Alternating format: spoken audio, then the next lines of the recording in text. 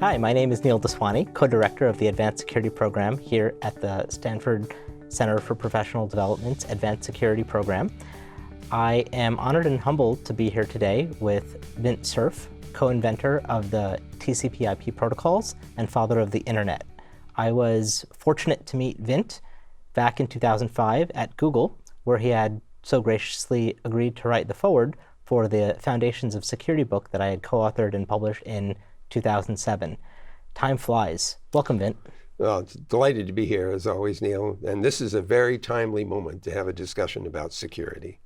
I think that it would be great to hear a little bit about, at the time that you were working on the TCP/IP protocols, I was wondering if you could tell us a little bit about what the world was like and what you were working to accomplish at the time. So some people imagine that Bob Kahn and I just woke up one morning and said, let's design and build an internet and it will go all over the world. Actually, it's more like what engineers do when somebody hands them a problem. So keep in mind that there is a back history to the internet. It was called the ARPANET, the Advanced Research Projects Agency Network. And it was a wide area experiment in packet switching, but it had a very specific purpose. It was to link about a dozen university campuses together. So Bob showed up in my offices here at Stanford in 1973, and he said, we have a problem. And I said, what do you mean we? And he said, well, the packet switching worked really well with a network built out of dedicated telephone circuits.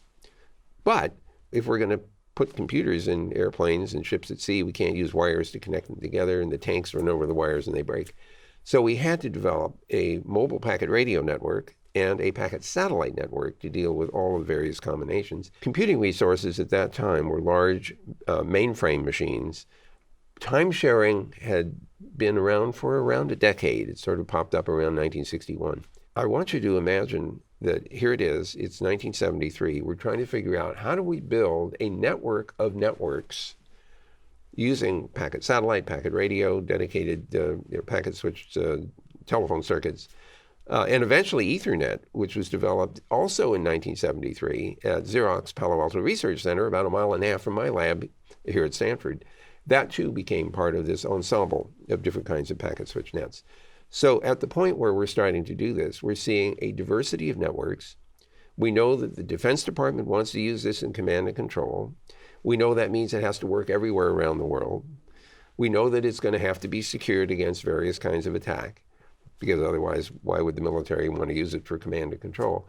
So we're focused on trying to get all these different kinds of networks and these different heterogeneous machines to look more or less uniform to each other. That was the internet problem, and the TCP/IP protocols were the solution to that.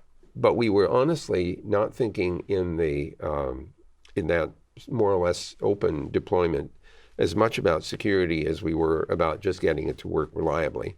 And then Tim Berners-Lee comes along, and in late 1991, he releases his World Wide Web idea, and nobody notices, except for a couple of guys at the National Center for Supercomputer Applications, Marc Andreessen and Eric Bina, and they build the Mosaic browser, which is a graphical user interface to the World Wide Web. Everybody notices that, including Jim Clark, who had been ex-Stanford, started Silicon Graphics, and saw this Mosaic thing and said, that's a big deal. Brought Andreessen and Bina here to the West Coast, started Netscape Communications in 1994. They go public in 1995, and the dot boom is on. So the big surprise for me was not that that was a big boom, but rather that so many people wanted to share their information with other people. It was an avalanche of content that flowed in, because once you knew how to create HTML format things and use the HTTP protocols in order to transfer data over the TCP/IP backbones, you had this ability to share content with anyone who was interested in it. And so this avalanche of content flows into the World Wide Web, so much so that nobody can find anything. And that means you have to invent search engines. And so those are the biggest surprises for me, was the social use, the human use of this system as opposed to a programmatic use. We used usernames and passwords, and it became very evident very quickly that even the sophisticated users in the research environment, let alone the general public, had a very poor ability to pick strong passwords that were not easily guessed or were subject to what's called a dictionary attack. And if we're interested in that, which we do cover in our courses. We can cover that at some point. So I think the level of security of the system, the ability to encrypt traffic going end to end to protect from visibility, to preserve confidentiality, all those things were latecomers to the internet architecture. Given that when you're developing a system, there's a trade-off between getting the kind of adoption and speed that you want, and there may be a trade-off in how much security you put in at various stages. I was wondering if you could tell us a little bit about how you thought about that trade-off, as well as what would be your advice to the next generation of system developers as they think about that trade-off. So it's pretty clear if you look at the history of the development of the internet that setting aside the classified work that went on at NSA, the internet itself absorbed security technologies along the way, as opposed to from the very beginning.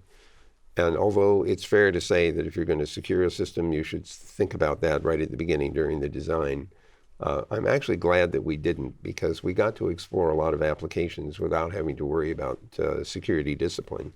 Nonetheless, as the internet has spread, especially as it's reached the general public, we have had to pay an increasing amount of attention to security and privacy and confidentiality and safety and the like.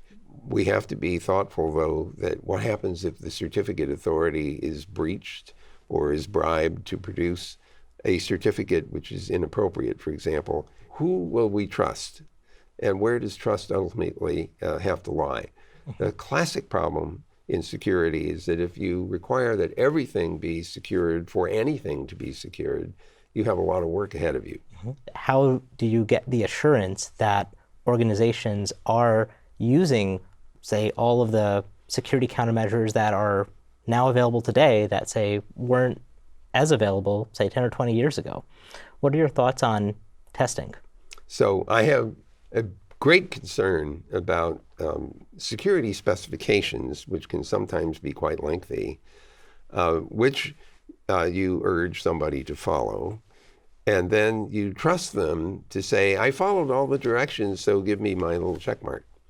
And I think you and I would both agree that, what is that wonderful Russian expression that Reagan used? Doverai no proverai, trust but verify. What if you get a phone call? Hi, I have $20 million here, but you need to send me a little bit to take care of the charges. Or you get a letter, postal letter. It's possible to commit fraud many different ways. So we shouldn't confuse online fraud with offline fraud. It's the same fraud, which brings up another very interesting point, which is laws and regulation. Some people imagine that we have to create a whole new suite of laws to deal with online bad behavior. And the answer is maybe not.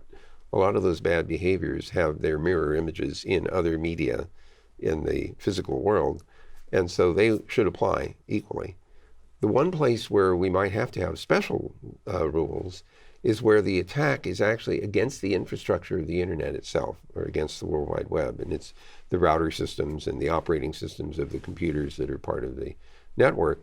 Those attacks directly against infrastructure don't necessarily have an analog in the physical world because they are software attacks in effect. But I think that people need to understand that security doesn't work very well if you think you can sprinkle security pixie dust over a pre-existing design.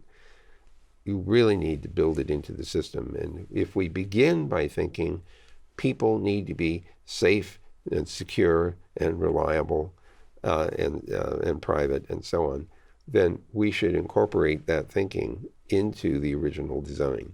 And that's why I keep hoping that there will be more courses that people can take that are system-oriented.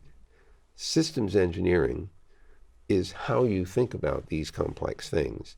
And I really don't think that we have enough emphasis on systems engineering as much as we should have, because security is part of, integral to, the architecture and design of systems.